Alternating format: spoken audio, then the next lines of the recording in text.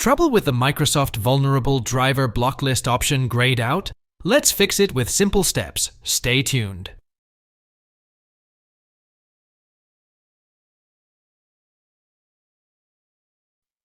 Step 1. Open Registry Editor first. Search for Registry Editor in the Windows search bar. Right-click on Registry Editor and select Run as Administrator. When prompted, click Yes to allow access. Step 2. Navigate to the correct registry path. Expand HKI_local_machine by clicking the arrow next to it. Then expand System. Next, expand CurrentControlSet. Expand Control. Scroll down and expand CI.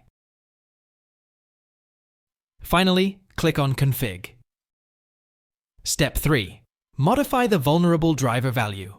On the right-hand side, locate vulnerable driver and double-click on it. Change the value data from 0 to 1. Click OK to save your changes.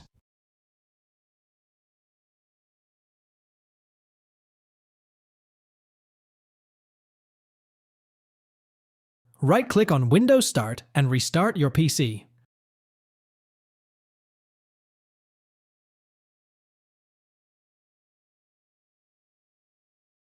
Now, right-click on the Windows Start button. From the menu that appears, click on Settings. Once you're in the Settings app, click on Privacy and Security from the left-hand menu. This section manages all the privacy settings and security features on your computer. Scroll down to find Windows Security under the Security section and click on it. Next, click on Open Windows Security. This opens the Windows Security dashboard. Here, you will find an option to view the Vulnerable Driver Blocklist, which is now enabled thanks to the registry changes. If you found this video helpful, don't forget to like and subscribe for more tech tips. Thanks for watching.